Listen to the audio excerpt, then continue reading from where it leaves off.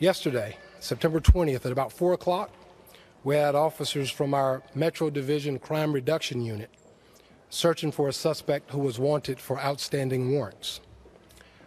This occurred at the Village at College Downs Apartments.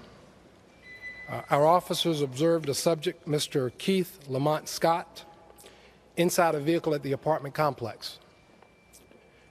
He exited the vehicle armed with a handgun. The officers observed him get back into that vehicle, at which time they approached the vehicle to engage this subject.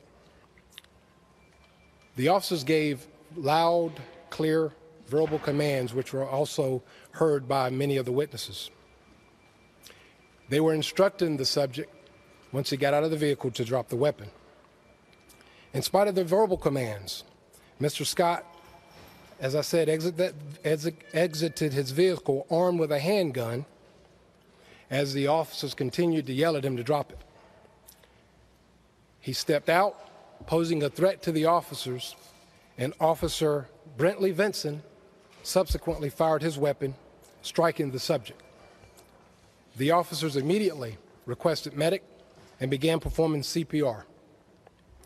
Medic responded and transported the subject to the scene to CMC, where he later was succumbed by his injuries. Our detectives, through their investigation, recovered the firearm that the subject was holding in his hand when he got out of the vehicle.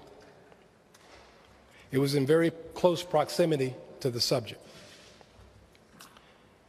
As per our departmental protocol, Officer Vinson is being placed on administrative leave as we investigate this. As you know, there's a criminal track and a parallel investigative internal track to make sure none of our policies were violated, along with none of our laws in the state of North Carolina being violated as per the criminal investigation.